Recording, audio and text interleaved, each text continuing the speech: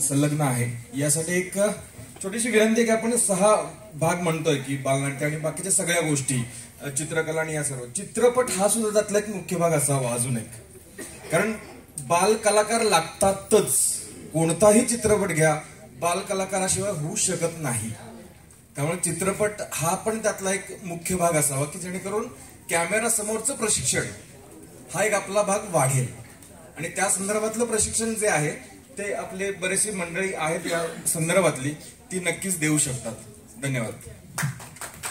येत्या डिसेंबर महिन्यात आम्ही बाल चित्रपट महोत्सव नागपुरात घेतो आहे आणि तो इंडियन भाषेमधला नाही तर त्याच्यात इराणी पिक्चर आहे. मध्ये साधना मासिक जर कोणी वाचत असेल तर साधनामध्ये 6 बालचित्रपटांची खूप चांगली संहिता, खूप चांगलं त्याचं समीक्षण आलेलं आहे.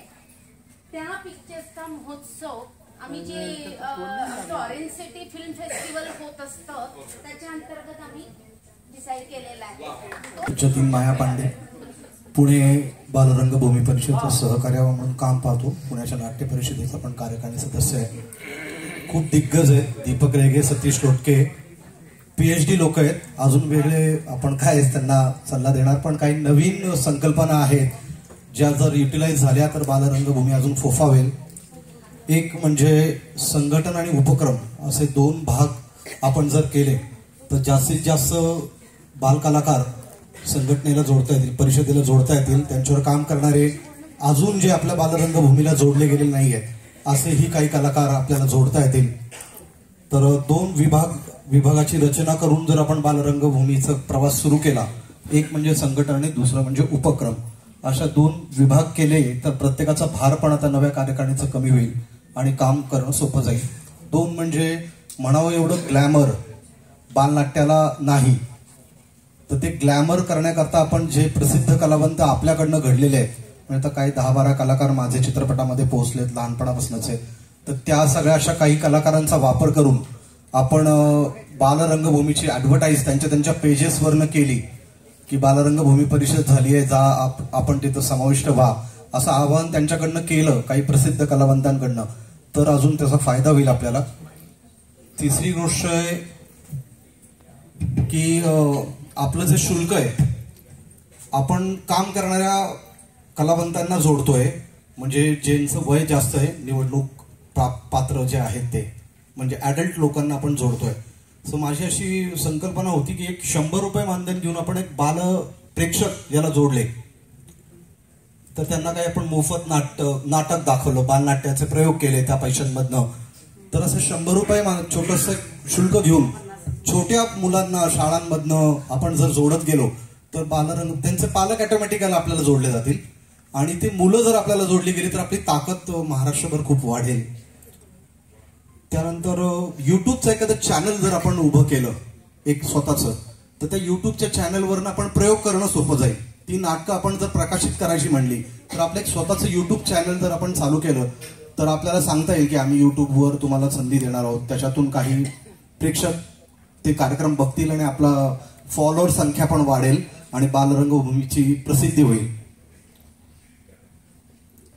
आणि आता माझे काही कलाकार आता चित्रपटांमधनं सिरियलमधनं काम करतात. सिरियलमध्ये खूपच गरजेच्या कलाकार आहेत त्या दादांनी सांगितल्याप्रमाणे, तर त्यांचं मानधन हे काही ठरलेलं नाही. त्यांना संधी देतो या कारणाकरता त्यांच्याकडनं खूप काम करून घेतात. त्यांचा अभ्यास इतका बुडतोय तर त्याच्यावर थोडंसं समीक्षण झालं पाहिजे मान्यवरांचं की त्यांना किती दिवस त्यांनी काम करायचं आणि किती दिवस शाळा करायची.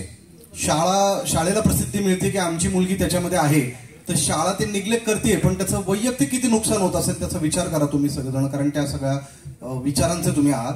तर त्या मुलाचं एज्युकेशनल किती नुकसान होतंय. त्यांनी जर सिरियलमध्ये 18 दिवस आणि 12 दिवस शूट केलं. संस्था आहेत, जर आपण प्रत्येकाच्या संस्थेमध्ये एक छोटासा बोर्ड लावू शकलो बालरंगभूमी परिषदेचा, तर आपल्याकडे जे काही 50-100 विद्यार्थी येतात त्या प्रत्येक पालकांना, विद्यार्थ्यांना बालरंगभूमी परिषद असं हॅमर होत राहील आणि त्याची प्रसिद्धी होत राहील. असे माझे थोड्याशा सूचना होत्या. त्याच्यातले कायदे कडक आहेत आणि नवीन तयार केले गेलेले आहेत, फक्त ते इम्प्लिमेंट होत नाही. एखाद्या बालकलाकाराला आता सिनेमात किंवा सिरियलमध्ये कुठे काम करायचं असेल तर नुसती आई वडिलांची परमिशन लिखित घ्यावी लागते, पण त्याच्यावरती काही कमिटीज असतात, बाल हक्क समिती, त्यांच्याही परमिशन घ्यावे लागतात. हे आता एवढं सोपं राहिलेलं नाही. सरकारने कायदे केलेले आहेत, फक्त ते पाळले जात नाही. तर तुम्ही याची माहिती ठेवा. तर आपल्याला पब्लिसिटी आता म्हणजे रॅपर जर चांगलं असेल तर आतलं चॉकलेट कुठलंही विकलं जातं. तर आता सध्या आपल्याला आपलं चॉकलेट विकलं गेलं पाहिजे, तर ती परत आवड निर्माण होईल. आणि त्यासाठी मी त्यांच्याशीच बोलत होते त्या टीम बरोबर. पण त्यांचं म्हणणं आहे की थोडे आमचे सिनियर्स म्हणजे सगळ्याच शाखांचे सिनियर आणि यंग पिढीमध्ये थोडासा गॅप पडतोय कम्युनिकेशनचा. कारण का त्यांना अजूनही त्याच पद्धतीने म्हणजे आमच्या साईडला करायचं आहे. आणि यंग यांना जरा इन्फ्लुएन्स करून सोशल मीडियावरती थोडं प्रमोशन करण्याची गरज आहे. जसं युट्यूबवरती आहे ना, तसं माझं म्हणणं आहे युट्यूबवरती पूर्ण नाटक किंवा पूर्ण नाटिका न दाखवता प्रोमोज दाखवणं मस्ट आहे. प्रमोशनल प्रोमो दाखवणं मस्ट आहे, जेणेकरून मुलांनी ते प्रोमोज बघून नाट्यगृहात येऊन बालनाट्य बघायचं आहे. आणि बालनाट्यगृहात येऊन बघण्याचा जो प्रश्न आहे तो एक सांगते की आपण माझ्या मते हे दिलेलं आहे, ऍप्लिकेशनही दिलेलं आहे, निवेदन दिलेलं आहे की बालनाट्याला मिळणारा स्लॉट आणि बालनाट्यासाठी जी काही आपल्याला रंगभूमीच्या थिएटर्सना जी काही आपल्याला रक्कम भरावी लागते, भाडं भरावं लागतं, ते त्याच्यामध्ये जरासे आपण तरतूद करून घ्यायची आहे. आणि स्लॉट मध्ये खरी तरतूद करून घ्यायची आहे. कारण का शनिवार रविवार मिळत नाही आपल्याला, त्यासाठी शनिवार रविवार मिळावा म्हणून. कारण का तो सुट्टीचा दिवस असतो मुलांचा आणि मुलांना यावं. याच्यामध्ये एक सांगते की बाकीचं सगळं आपण शिबिर घेताना किंवा प्रशिक्षण देताना एक माझी मनापासून इच्छा आहे की प्रत्येक शाखेमध्ये आणि त्या शाखांनी आणखीन बऱ्याच ठिकाणी असं एक सेशन घ्यावं ज्याच्यामध्ये पॅरेंट्सचं काउन्सिलिंग व्हावं की त्यांनी मुलांना बालनाट्याकडे का वळवावं. प्रत्येक जण कलाकारच होईल, प्रत्येक जण टेक्निशियनच होईल हा भाग नाही, पण मुलामध्ये येणारा कॉन्फिडन्स, सोशल नेटवर्किंग म्हणजे सोशल लाईफ. आजकालची मुलं कदाचित कोविडमुळे प्रत्येकाचा जसा आपला इश्यू झालेला आहे की पुढे काही कामं होऊ शकली नाहीत वगैरे, तसा मुलांचा मोठा इश्यू आहे. गॅजेट हातात आल्यामुळे बाहेर पडायचं नाहीये रूमच्या आणि सोशल व्हायचं नाहीये. स्वतःची पर्सनॅलिटी डेव्हलप करण्यामध्ये बालरंगभूमी हा सगळ्यात मेजर रोल करू शकते. आणि त्याच्यासाठी पॅरेंट्सचं काउन्सिलिंग होणं म्हणजे एक तासाचं बोरिंग सेशन नाही, त्यांच्या कलानी घेतलेलं सेशन ठेवूया. मंडळ आहे तर त्यांच्यासाठी एक म्हणजे पहिली रिक्वेस्ट अशी की आपले जेवढे सभासद आहेत यांचं जर सभासद कार्ड इतर सगळ्या संस्थांचं सभासद कार्ड असतं तसं सभासद कार्ड असावं. म्हणजे वेगवेगळ्या शाळांमध्ये जाताना किंवा इतर संस्थांमध्ये जाताना आपल्याकडे एक आयडेंटिटी राहील. ठीक आहे, सभासद म्हणून का असे ना आपण त्यांना मदत करू शकतो या स्टेजला आपण आहोत. पण तिथे जर आपली इन्व्हॉल्वमेंट काही करून घेता आली, मुलांच्या वेगवेगळ्या प्रकारचे म्हणजे शिक्षण मूल्य शिक्षण आहे किंवा अगदी त्या दिवशी सर आपलं एक बोलणं झालं म्हणजे मुलींसाठी गुड टच बॅड टच वाला जरी ह्याच्यामध्ये सुद्धा आपण काही गोष्टी छोट्या नाटिका म्हणा किंवा काय या पद्धतीने करू शकतो. तर त्या संदर्भात जर प्रत्येक शाखेची नाटिका किंवा बालनाट्य इकडून तिकडे म्हणजे या शाखेचं त्या शाखेला असं व्हावं. तसंच आपण दरवर्षी मला वाटतं सगळ्या शाखा शिबिरं घेतात.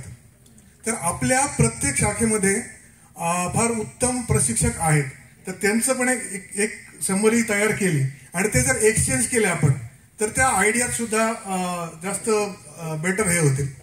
आणि अजून एक हे की वेगवेगळ्या प्रकारच्या स्पर्धा होतात, बालनाट्य स्पर्धा विशेष करून सरकारची. त्याला जे परीक्षक आहेत ते आपल्या संस्थेचे लोक गेले तर ते जास्त योग्य राहील आणि शक्यतो तरुण गेले तर थोडं जास्त योग्य राहील. आपल्या हातून काही वेगळं घडलं तर ते प्रॉपर व्हायला पाहिजे. तसा एक शेड्यूल हे काही तज्ञ मंडळी बनवतील आणि मग ते आपण सगळं एक त्याच्यासाठी 1-2 दिवसांचं वर्कशॉप घेऊ आणि एवढ्यातच घेण्याचा आपण सभेमध्ये ठरवूया. आणि हे प्रशिक्षण घेताना ना आपण जसं गव्हर्नमेंट स्कीम आणि ह्याचं सांगितलं ना त्या पण आपण इन्कॉर्पोरेट करून ते पण सांगू, जेणेकरून थोडा उत्साह वाढला पाहिजे की त्याला बॅकअप काहीतरी मिळतंय. नुसतंच हवेत बाण जात नाहीये की बाबा प्रशिक्षण झालंय आता पुढे काय.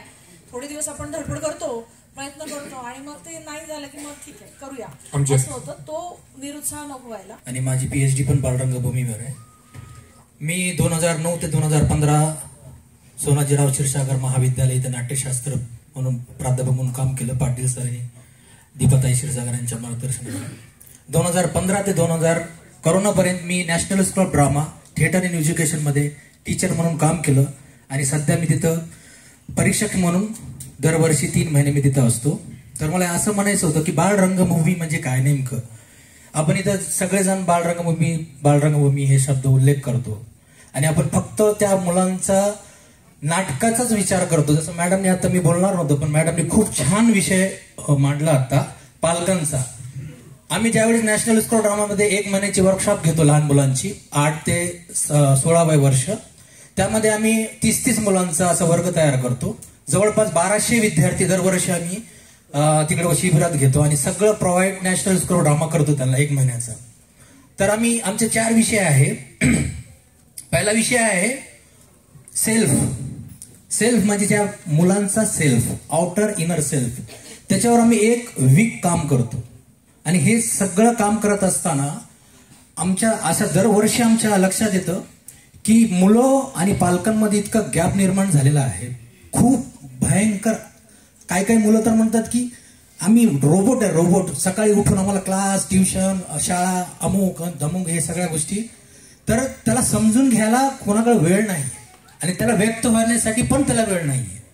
तर आम्ही 6 दिवस त्याच्या सेल्फवर काम करतो की मी कोण आहे, माझी आयडेंटिटी काय आहे समाजात, या जगात, या शहरात, या घरात. दुसरा वीक मध्ये आम्ही काम करतो त्याच्या फॅमिलीवर. फॅमिली म्हणजे काय, व्हॉट इज युअर फॅमिली, परिवार म्हणजे काय, परिवारची रिलेशन मध्ये काय काम करतो, आई वडीलची भूमिका काय. आणि दिल्ली सारख्या ठिकाणी दरवर्षी आमच्याकडे जे विद्यार्थी येतात त्यांच्या सोबत आजी आणि आजोबा राहत नाही, सगळे न्यूक्लिअर फॅमिली मधलेच येतात. त्यांना आजपर्यंत त्यांना चेटकीन, राक्षस, भूत, परी या कुठल्याच स्टोरी किंवा कुठल्याच पात्र माहीत नाही 2024 मध्ये पण.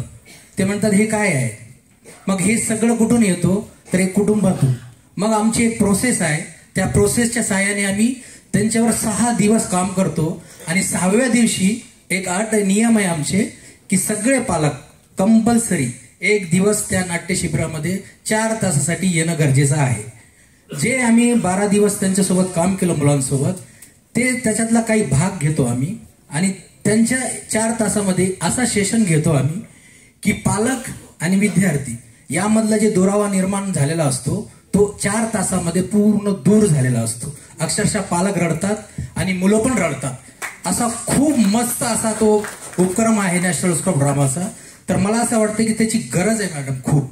कारण आपण फक्त नाटक पुरता का विचार करावा, आपण मुलांना कलाकार म्हणून घडवण्याचं काम का करावं. त्याला डॉक्टर व्हायचं असेल, त्याला इंजिनियर व्हायचं असेल, त्याला कुठलाही समाजात जायचं, कुठलंही क्षेत्र निवडायचं असेल तर आपण त्याच्यावर भर न देता त्या मुलांच्या मानसिकतेवर जर भर दिला आपण तर हे खूप उत्तम आणि योग्य होईल. आणि बालरंगभूमी परिषदच्या माध्यमातून हे उपक्रम व्हावा अशी माझी खूप इच्छा आहे.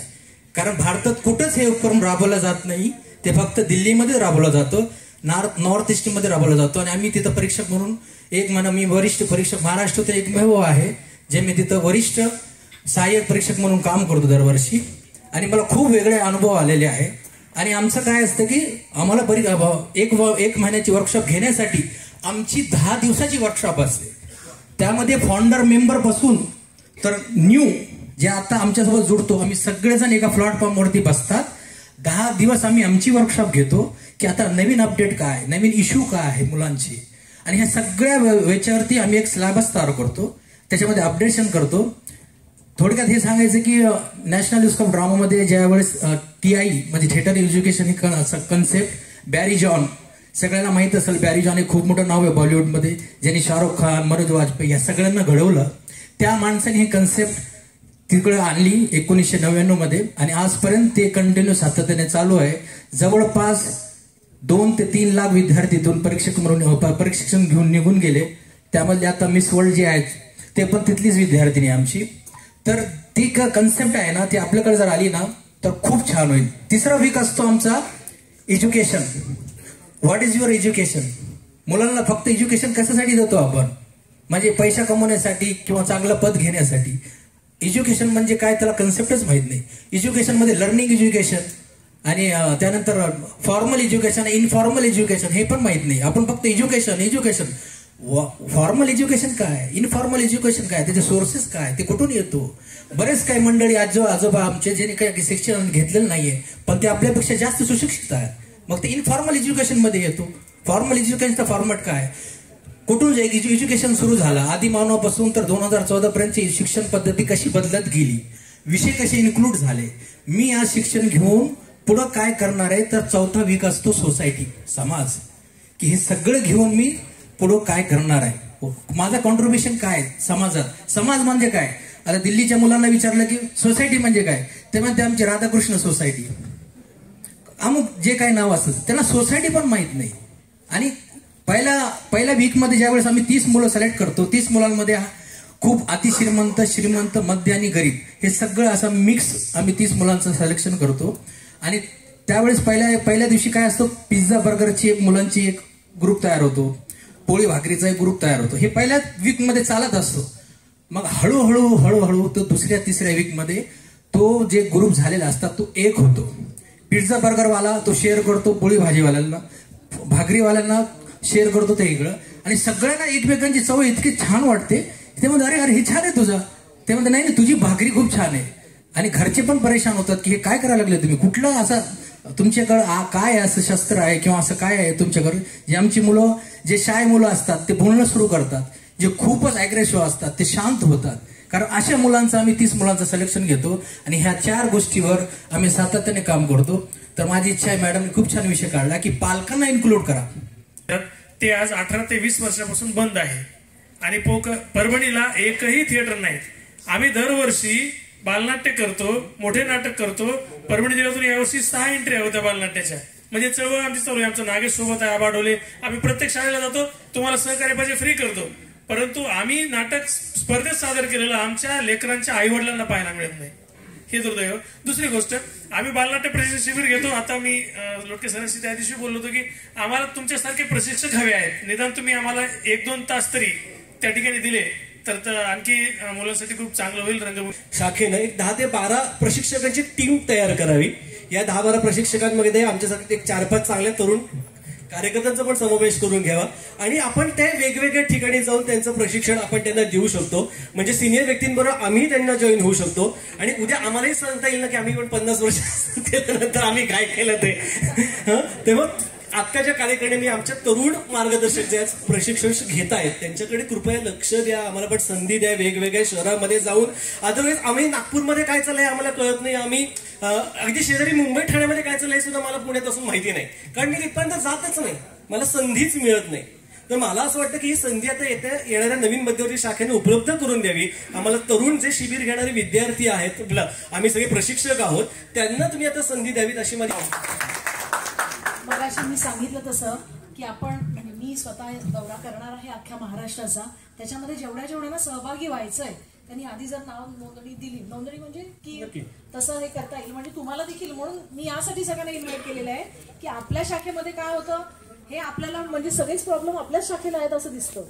दुसऱ्या शाखेमध्ये पण काय आहेत आणि त्यांनी काय नवीन उपक्रम केलेत आपण समजून. मागच्या वर्षी नगर शाखेनं मला बोलवलं होतं, नगर शाखेने मागच्या वर्षी मला बोलवलं होतं. नगर शाखेतल्या सगळ्या मित्रांची माझी ओळख आहे, पण ह्याच्या पलीकडचे कुठलेच ह्याच्यामध्ये माझी काही ओळखच नाही. आज इथल्यानंतर या मॅडम की अरे या नगरच्या अध्यक्ष आहेत, आता त्या सोलापूरच्या आहेत, हे इथे भेटल्यानंतर कळतं. वर्षभरामध्ये जर का एकदाच अशीच ओळख होत राहिली तर ते होणार नाही. तर मला असं 8-10 जणांचं काही टीम तयार करण्यात आली प्रशिक्षण देणाऱ्यांची, तर तसं करूयात. आणि दुसरं अजून एक मला असं वाटतं की आपण जे काही वर्षभरामध्ये उपक्रम राबवणार आहोत, हे उपक्रम नेमके काय करायचे ह्याचं मार्गदर्शन करणारी सुद्धा एक टीम प्रथम खूप ठिकाणी होतं. पण स्पर्धा म्हणजे उपक्रम नाही असू शकत, त्याच्या इतर अनेक गोष्टी असतात आणि त्या करण्यासाठी जर का आपण ते मार्गदर्शन कसं करू शकतो अशी काही टीम तशी बनवली तर मला वाटतं की आम्हाला सगळ्यांना महाराष्ट्रातल्या वेगवेगळ्या शहरांमध्ये खेडोपाडी जायला आवडेल. कारण आदिवासी पाड्यातल्या मुलांपासून ते मर्सिडीज मध्ये येणाऱ्या मुलांपर्यंत सगळ्यांना मी आता शिकवतो आहे. त्यावेळेस सर्वांची जाण आम्हाला पण आहे, तर आम्हाला ही संधी द्यावी. आणि एक महत्वाचा मुद्दा मग खरंच ते म्हणाल तसं की पालक जेव्हा वर्कशॉपला मुलांना घालतात ना, तेव्हा पहिला प्रश्न असा असतो की इथलं क्राऊड वेगळं आहे, त्या मुलांच्या कलानी आपण ते करूया. आणि दुसरी गोष्ट म्हणजे ह्या शाखेची जी डायरी बनवायला सांगितली यासाठी की आम्ही ह्या स्पर्धा घेतल्या आणि मग आता पुढच्या वर्षी आम्ही हे घेणार आहोत, पण पूर्ण वर्ष काय केलं ते माहित नाही. तर त्या फक्त एका स्पर्धेवर न राहता एक ठराविक उपक्रम ठरूया की एवढे तुम्हाला करायचेच आहेत वर्षभरात, तर ती शाखा सक्रिय. अगदी बरोबर हो की नाही. महिलांनी पण अधूनमधून एखाद्या बोललं तरी चालतील. गेले 6-7 वर्षापासून मी काम करतो. बेसिकली मी एक IT इंजिनियर आहे. गेले 22 वर्ष पहिल्यांदा आमच्या शाखेने दीपक रेगे सर, अरुण पटवर्धन सर, अजून 4-5 लोकांनी मिळून ठरवलं की आपण ऑनलाईन स्पर्धा घ्यायची. मग त्या वर्षी पहिल्याच वर्षी जवळपास 4,500-5 हजार मुलांनी ऑनलाईन स्पर्धा मध्ये अपियर केलं आमच्या स्पर्धेत. आता मला हे सांगायचं याच्यासाठी होतं की आता बरेचसे सजेशन्स मी ऐकले, पण आता लहान मुलापासून ते मोठ्या पालकापर्यंत आज आपल्याकडे काय आहे तर स्ट्रॉंग मोबाईल आपल्या हातात आहे. आणि आज मी बघितलं की गेले 19 शाखेचे रिप्रेझेंटेटिव्स इथं येऊन बोलून गेले. पण मी जर विचारायला गेलो एखाद्याला being in to brand, sorry माझी जरा थोडीशी मराठी गडबड आहे, I studied in Hindi medium, पण 19 बालरंगभूमीच्या शाखा आहेत. पण ॲज अ ब्रँड बालरंगभूमी मध्यवर्ती शाखा ही मला 2 वर्षापासूनच माहिती आहे. तर मला असं वाटतं की आपण थोडंसं ब्रँड बिल्डिंग करायला पाहिजे, पहिली गोष्ट. दुसरं, कॉमन मॅनसाठी त्याला जर ऍक्टिंग शिकायची आहे, इंटरनेटवर जर मी शोधलं तर बरेचसे प्रायव्हेट स्कूल्स आहेत, पण एवढी चांगली संस्था असून सुद्धा कुठंच दिसत नाही. तर म्हणून ब्रँड बिल्डिंग, ऑटोमेशन, प्रोसेसेस आणि IT जर आपण याच्यात आणलं तर नक्कीच जास्ती लोकांपर्यंत पोहोचू शकू असं मला वाटतं. चित्रकार आहे, मी नगर विभागामध्ये काम करते. तर माझी बरीच मोठी लिस्ट होती, पण ती खूप जणांनी ती बोलली, ती रिपीट नाही करत आता मी. पण मी चित्रकार असल्यामुळे मी त्या दृष्टीने सांगते की जसं सर म्हटलं, वर्षभर ऍक्टिव्ह होण्यासाठी आपल्याला खूप छान संधी असतात. जसं आम्ही करतो, नवरात्रीमध्ये दांडिया महोत्सव घेतो, मुलांना शिकवतो आणि मग त्याचं सादरीकरण नवरात्रामध्ये होतं. तसं किल्ले बनवा स्पर्धा आहे की ते किल्ले बनवण्यासाठी त्यांना प्लॅटफॉर्म मिळवून द्यायचा, त्याच्यातून त्यांची क्रिएटिव्हिटी डेव्हलप होते. पुन्हा पावसाळ्यामध्ये छत्री अम्ब्रेला पेंटिंग आहे, कॅप पेंटिंग आहे, अशा भरपूर गोष्टी आहेत. रांगोळी किंवा फेस पेंटिंग म्हणजे आपल्या रंगभूषेतलंच तो एक हे आहे. तर फेस पेंटिंग कॉम्पिटिशन म्हणजे युनिक गोष्ट आहे ती. मला असं वाटतं आमच्याप्रमाणे तुम्ही सगळ्यांनी ती करावी. इंटरमिजिएटमध्ये बसणाऱ्यांची संख्या फक्त हौशी होती, फार असं कंपल्सरी नव्हती कोणी देत. पण जेव्हापासून 10वीला मार्क मिळायला लागलेत त्यावेळेस 10वीला मार्क मिळायला लागले तेव्हापासून एलिमेंटरी आणि इंटरमिजिएटमध्ये बसणाऱ्यांची संख्या खूप वाढली, म्हणजे वर्ग कमी पडायला लागलेत. तर त्यामुळे काही काही मुलांना स्वतःला माहीत नाही त्यांच्यामध्ये ते टॅलेंट आहे, पण ही गरज आविष्काराची जननी आहे. तसं त्यांना जसं मार्क मिळणार आहेत म्हणून त्या रेसमध्ये भाग घेतात आणि त्यानिमित्ताने घेऊन त्यांना त्यांच्यातला कलाकार करतो. आणि आता माझी एक स्टुडंट राज्यात पहिली पण आली एलिमेंटरी परीक्षेत, तर ती कशी काय आली, तिने परीक्षेच दिली नसती तर तिला नसतं कळलं त्याच्यामध्ये टॅलेंट आहे. तसं मला असं वाटतं की ह्या क्षेत्रात सुद्धा असं सर्टिफिकेट कोर्स काहीतरी असावा की त्यामुळे लोकांना हेच पाहिजे, पॅरेंट्सला, की माझ्या मुलाला हे करतो त्याचा काय उपयोग आहे का शैक्षणिक क्षेत्रामध्ये. मग त्यांना जर काही पर्सेंटेज मिळत असतील, मार्क्स मिळत असतील 10वीमध्ये, तर पालक अजून उत्स्फूर्तपणे सहभागी होऊ देते. कदाचित माझं ज्ञान कमी असेल त्यात, पण हे असेल तर त्यामुळं अजून आपल्याला लोकांना कन्व्हिन्स करायची गरज नाही पडली. सुरू झालेलं आहे आणि आम्ही तिथे आता काल मी 2nd सेमिस्टर घेतली तिथे, त्यामुळे वेगाने होत आहे. 2-3 वर्षात शाळेत नाट्य शिक्षक ठेवावा लागणार आहे.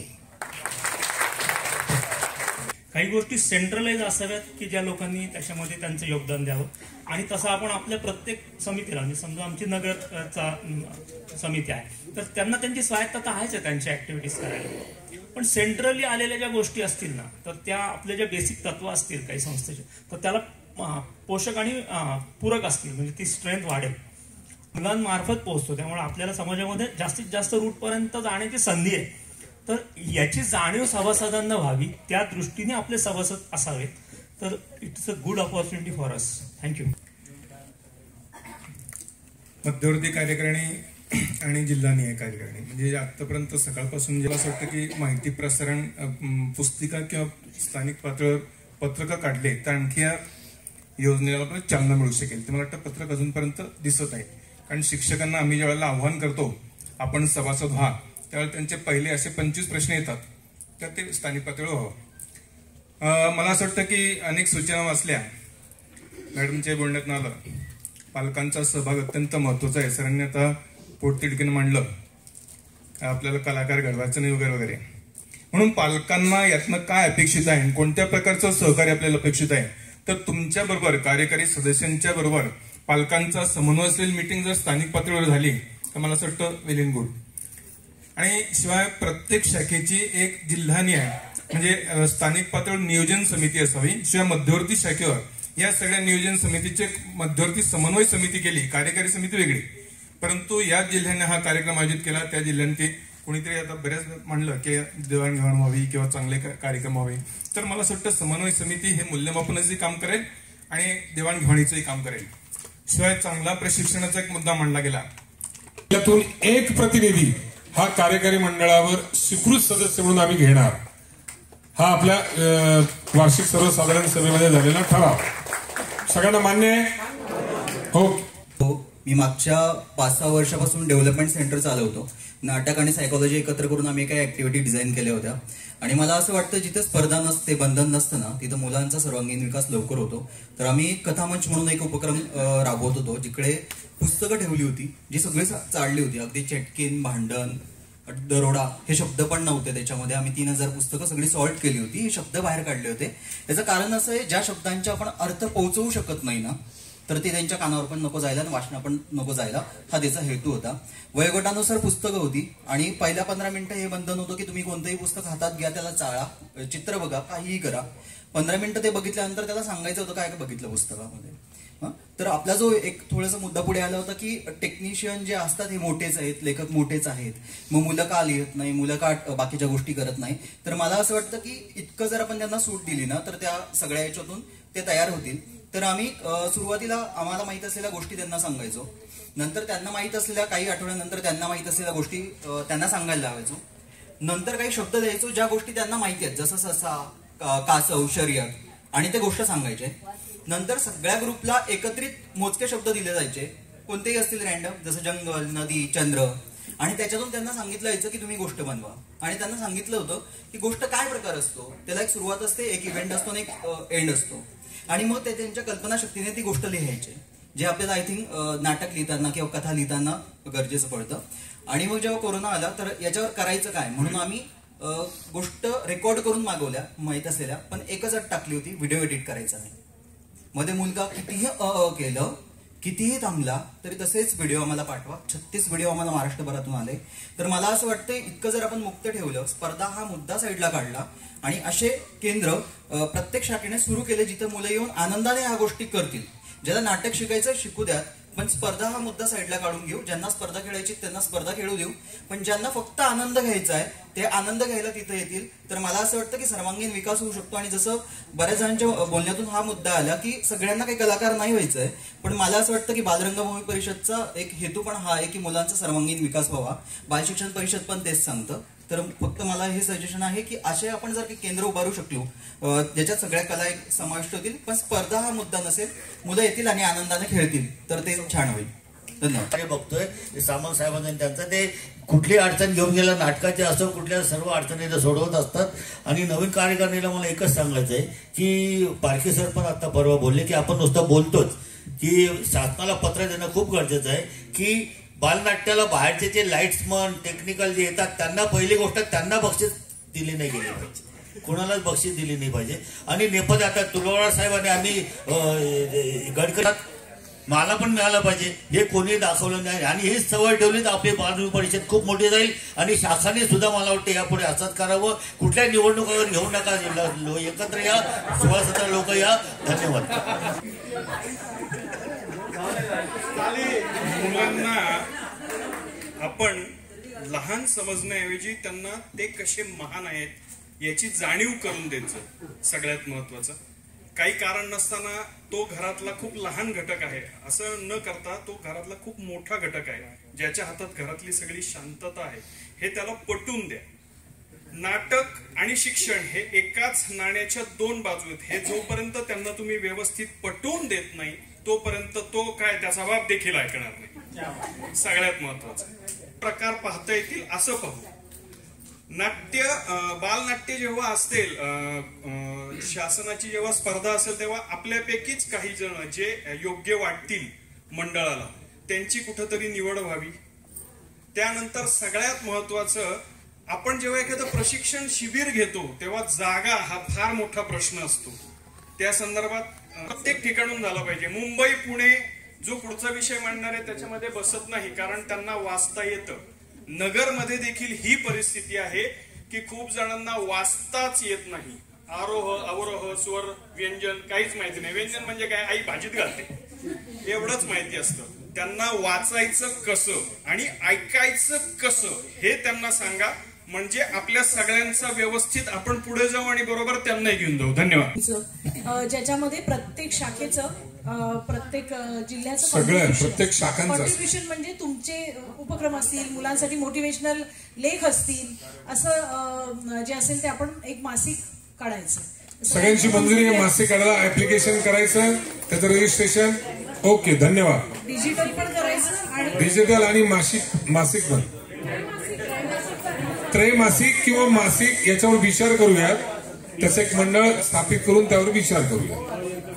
आता शिक्षण संस्था आहेत, त्यांची निवड अध्यक्षपदी केलेत, तर तिने एकच महिन्यात 3 सभा घेऊन 3-4 कार्यक्रम घेतलेत. त्यांचंही अभिनंदन. बालरंगभूमी काय आहे ते आम्हाला आता 1-2 महिन्यापूर्वीच कळालं, जे सीमाताईमुळे कळालं. म्हणजे आज संभ्रम निर्माण करणार, आपलं शिबिर चांगलं की त्यांचं चांगलं या अजिबात हे करू नका. आपली संस्था जसं आता मगाशी म्हणाले, आपण आपलं काम चांगलं करत करत आपल्याकडे कसे लोक येतील याबाबत आपण निश्चित बघू. मोठ्या माणसानं शिबिर घेतलं. एक आणखीन एक मॅडम, खूप मोठा नट आला, आमच्या गावचं उदाहरण सांगतो. खूप मोठा माणूस आला म्हणून तिथं गर्दी नाही होत, नाही झाली आमच्या इथं. कोण चांगलं शिकवतोय, कोणती टीम चांगली आहे. आमच्याकडे 100-100, 150-150 स्टुडंट असतात, बाकीकडे 25 असतात. आपण काय काम करतो एवढं फक्त लक्षात घ्या. आपली चांगली प्रतिष्ठा, काम दाखवा, मग बाकी कोणी काही करो. मी अकोल्याहून विनोद साखरकर ऍडव्होकेट. आतापर्यंत आपण बालकांपर्यंत पोहोचलो आणि बालरंगभूमीच्या पर्यंत पोहोचलो, परंतु आपण सध्या आपल्यातच पोहोचलो का हा मी प्रश्न उपस्थित करतोय. शिर्के मॅडम अध्यक्ष झाल्या, ह्या आपल्या ज्या 20 संघटना आहेत जिल्हा शाखा, त्या किती लोकांना माहीत असणार? जे काही 5-6 किंवा इथे असतील त्याला, आणि 2-4 आणखी पकडा. परंतु 50 जण माझ्या शाखेचे जर असतील तर त्यांना आपला अध्यक्ष कोण आहे, आपली बॉडी काय आहे हे कळायला पाहिजे. आणि मी पुणेकरांनी ITचे जे आले होते त्यांनी म्हटल्याप्रमाणे हे सगळं याच्यावर होईल का? एक ग्रुप आपल्याला सगळ्या सदस्यांचा करता येईल का? आणि एका क्लिकवर सगळा हे जाईल का? हे अपडेट हे होईल का? हे पाहणं जरुरी आहे. तशाच ज्या मॅडम मीटिंग्स आहेत आपल्या, आपण म्हणता महाराष्ट्र दौरा करता कराच, तो आवश्यकच आहे, परंतु त्याआधी झूम मिटिंगही कुठे होतील का ह्या पहा. व्हिडिओ कॉन्फरन्सिंगवर तुमच्या मिटिंग आजकाल लॅपटॉप आहेत आणि सगळीकडे अवेलेबल आहेत. शाळेत सुद्धा मुलांजवळही आहेत, मुलांच्या पालकांजवळही आहेत, त्याची काही हे नाही. त्यामुळे ह्या गोष्टी अत्यंत आवश्यक आहेत. ज्या विभागात आपण जाणार त्याच्या आधी, आठवडाभर आधी त्या विभागातल्या सगळ्यांची झूम मीटिंग ही होणार, कारण का त्यांनी तिथली पण तयारी दाखवली पाहिजे, तेवढ्या सभासदांना बोलवलं पाहिजे. कारण का ही मीटिंग फक्त तासभर, 2 तास, 4 तास नाही. सकाळी जे सोलापुरात येणार, नगरमध्ये येणार, ते सोलापूर चादर खरेदी करायला नाही, तर सकाळपासून जी मीटिंग असेल ती संध्याकाळी मुंबईतली सिद्धेश्वर एक्सप्रेस पकडेपर्यंत असेल.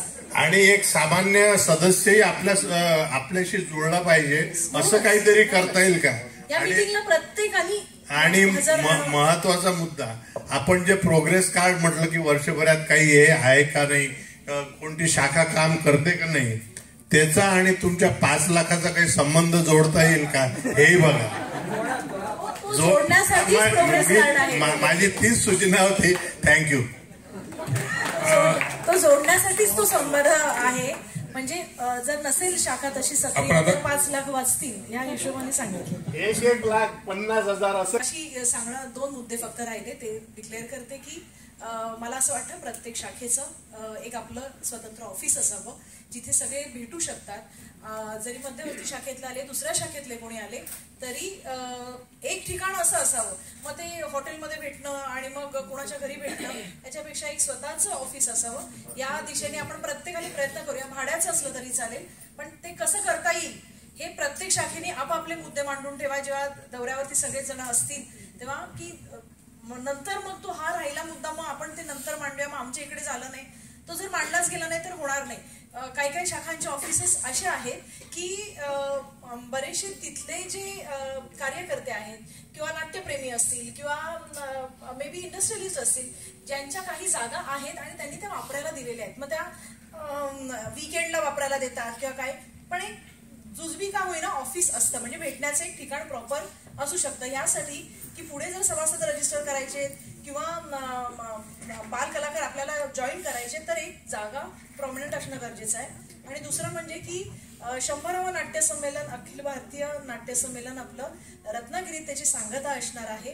रत्नागिरीमध्ये साधारण पूर्ण रत्नागिरीमध्ये हे 9 ते 10 दिवस चालणार आहे. त्याच्यामध्ये एक दिवसीय आम्ही 3 विभागांमध्ये करतोय आणि 6 दिवस हे रत्नागिरीमध्ये आहे. त्यातले 3 दिवस आम्ही काढून बालरंगभूमीला पूर्णपणे तो रंगमंच दिलेला आहे. काय नाही, प्रत्येक शाखेनी आपला एक कार्यक्रम तिथे आणायचा आहे, तो स्लॉट घ्यायचा आहे प्रत्येकाने डिवाइड करून, आणि तेवढ्या ह्याची जबाबदारी त्या शाखेवरती दिली जाणार आहे. फायनान्शियल जबाबदारी फक्त रत्नागिरी शाखा घेणार आहे. बाकी म्हणजे हा एक डोक्यातला विचार पहिला क्लिअर करून टाकला, पण त्याच्या मागची लागणारी मेहनत ही प्रत्येक शाखेने, आणि हा कंपल्सरी विषय आहे, त्यामुळे प्रत्येक शाखेने आपापली तयारी ही करावी. साधारण तारखा अजून डिक्लेअर झालेल्या आधी करण्याचं हे, कारण का नंतर थोडेसे तांत्रिक अडचणी म्हणजे आचारसंहिता आहे ते लागल्यामुळे थोडे हात अडून राहतात. पण हे 3 दिवस हे फक्त बालरंगभूमीचे आहेत आणि मला असं वाटतं या 3 दिवसामध्ये आपली संमेलनाची तयारी असेल, म्हणजे ही रिहर्सल असेल की आपल्याला संमेलन या वर्षीचं कसं करायचं. त्यामुळे हे झाल्यानंतर आपण आपलं बालरंग परिषदेचं संमेलन 100% या वर्षापासून सुरुवात करू. आता जे जागृती स्पर्धा आली त्याच्यामध्ये आपले बालनाट्य आले ना, बरेच 200-300 बालनाट्यात 27 आहे, नंतर अंतिमला 9 आहे, त्याच्यात अजून 3 काढणार आहे आणि त्याचा तिथे होणार आहे. आता तुम्ही जे 9 बालनाट्य आहे त्याचा पुन्हा विचार करावा असं नक्की रिक्वेस्ट. नक्की येस. ओके सर, 1-2 मिनिटं काही तांत्रिक नंतर तुम्ही बोला. आपण जे काही ठराव मांडलेत, जे काही ठराव संमत झालेत, जसं की मासिक आपण हे करणार आहोत, सुरू करणार आहोत, किंवा ज्या काही सभासदांनी सूचना मांडल्यात, ह्या सगळ्या पुढच्या सभेमध्ये ते मांडलं जाईल. दुसरा, घटनेप्रमाणे आपण जसं आता प्रमुख त्यांना सल्लागारपदी आपण नेमलं आहे, आणखीन आपल्या घटनेनुसार 4 सल्लागार नेमण्याचे अधिकार मला असं वाटतं की सभेने माननीय अध्यक्षांना द्यावेत. अध्यक्ष जे ज्या पद्धतीनं निवडतील आपल्या सभेनं मान्यता द्यावी अशी मी सभेला विनंती करतो. धन्यवाद. आपण देण्याचा ठराव इथं मांडतोय. एक जण सूचक कोणतरी आपल्यापैकी आणि अनुमोदक. आपण नवीन, मला खास करून नीलमताईंचे आभार मानायचे. गेल्या वर्षी जूनला आम्ही त्यांच्याकडे गेलो आणि सांगितलं की आमचं प्रतिनिधित्व तुम्ही नाट्य परिषदेत कराल का, तिथे आमच्यातर्फे जा. आणि आम्ही त्यांच्याकडे गेलो आणि ती विनंती त्यांनी हसत हसत मान्य केली. जेव खाऊ घातलं.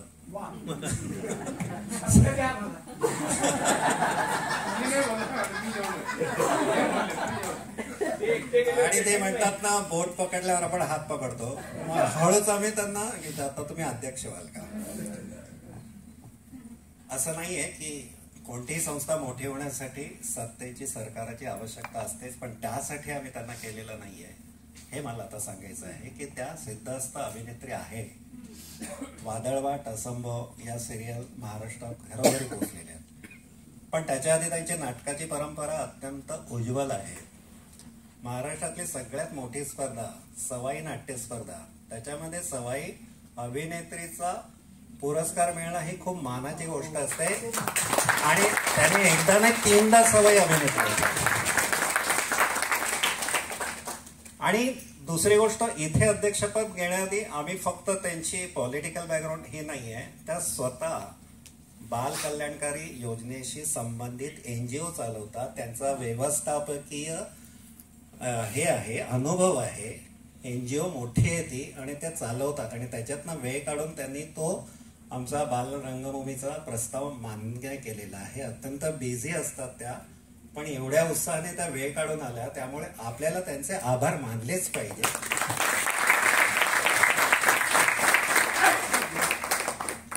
आणि तुमच्यामुळे एवढी गर्दी झाली हे महत्वाचं. नाही असं नाही आहे, हा उत्साह तुम्ही आम्हाला दिलात कारण तुम्ही आल्यानंतर शाखा शाखांना वाटायला लागले की काहीतरी होईल. आणि आजच्या सभेत त्यांनी जी आश्वासनं दिलेली आहेत ती भरघोस आहेत. त्यामुळे आम्हाला नक्कीच सगळ्यांना उत्साह येईल. एक अजून आभार मानायचे आहेत गडेकर सरांचे. निवडणूक अधिकारी म्हणून त्यांनी आता जी अद्वितीय कामगिरी केली, 5 मिनिटात त्यांनी जादूने समितीच तुमच्या समोर उभी केली. त्याचे सर्व कारण 15 दिवसात 11 तारखेला तेच मुद्दे खूप आपण ऐकले आणि सगळे कंटाळलेले आहेत, मला कल्पना यायची. फक्त निरोपाचं फक्त माझ्याकडनं एक आश्वासन देतो की मी प्रशिक्षणासाठी कोणत्याही शाखेकडे यायला तयार आहे. आता सोलापूरला आमंत्रण आहे ते तर घेतलेलं आहेच आहे. आणि प्रशिक्षकांची कार्यशाळा आपण घ्या लवकरात लवकर. माझ्या संस्थेतर्फे पुढच्या रविवारी पुण्यामध्ये प्रशिक्षकांची कार्यशाळा आहे. बालनाट्य शिबिर घेणाऱ्यांसाठी शिबिर असं त्याचं स्वरूप आहे. 200 रुपये फी आहे. आपण ज्यांना यायचं असेल तरी स्वागत आहे. बरेच लोक बाहेरगावचे त्या ह्याला येत आहेत. पुढच्या रविवारी दुपारी 2 ते 6 अशी वेळ आहे आणि 200 रुपये फी आहे त्याची. त्यामुळे हे माझ्या संस्थेतर्फे काम तर चालूच आहे, पण आपल्या ह्याच्यातर्फे लवकरात लवकर व्हावं. आणि नुसतं सल्लागार अतिशय खेळीमेळीच्या वातावरणामध्ये या आत्ताच्या आपल्या बिनविरोध अशा या नियुक्त्या निवडणुका म्हणता येईल काय झालेल्या आहेत.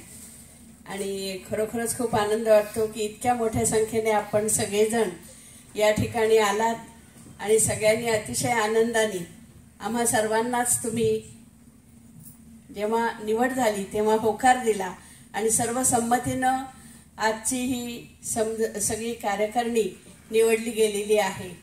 त्याबद्दल मी खूप खूप सर्वांचे मनपूर्वक आभार मानते, धन्यवाद देते. आणि प्रत्येकाने अतिशय चांगल्या अशा संकल्पना इथं मांडल्या, आपापल्या विभागातलं काम सांगितलं आणि नवीन काय करता येईल ते सांगितलं. खूपच चांगल्या अशा या कल्पना आहेत.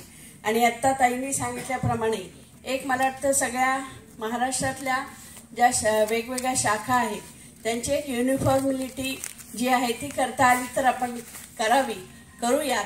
आणि त्याच्यामध्ये वर्षभराचा आराखडा की प्रत्येक महिन्यात काय घ्यायचं आहे असं वर्षभर आपलं सगळीकडे जर सारख्या गोष्टी झाल्या थोड्याफार सिमिलर तर या ठिकाणी सगळीकडे चांगलं वेगवेगळ्या ॲक्टिव्हिटीज आपोआपच होतील आणि एक सांस्कृतिक देवाणघेवाण व्हायला पाहिजे.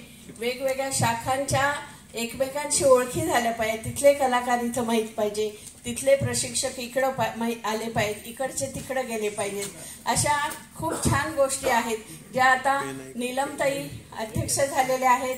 आणि या ठिकाणी पारिकजींसारखे ज्येष्ठ मार्गदर्शक आहेत, अनुभवी दुलालवारजींसारखे मार्गदर्शक आहेत, लोटकेंजींसारखे सर्वगुण संपन्न म्हणजे ऑलराऊंड असे व्यक्तिमत्व या ठिकाणी आपल्यामध्ये आहे. त्यांना अनुभव आहे नाट्य परिषदेचा पण. तर अशी खूप छान कार्यकारिणी आणि ही समिती तयार झालेली आहे. आणि आम्ही तुम्हाला विश्वासात घेऊनच काम करणार आहोत आणि सगळे मिळून तुमच्या भेटीला येणार आहोत. आम्ही सगळे उत्सुक आहोत काम करण्यासाठी आणि तुमच्या संकल्पना जास्तीत जास्त आम्ही अंमलात आणण्यासाठी प्रयत्न करू. पुन्हा एकदा सर्व सभासदांचं मी मनपूर्वक आभार मानते. सर्वांचं दिव्य होते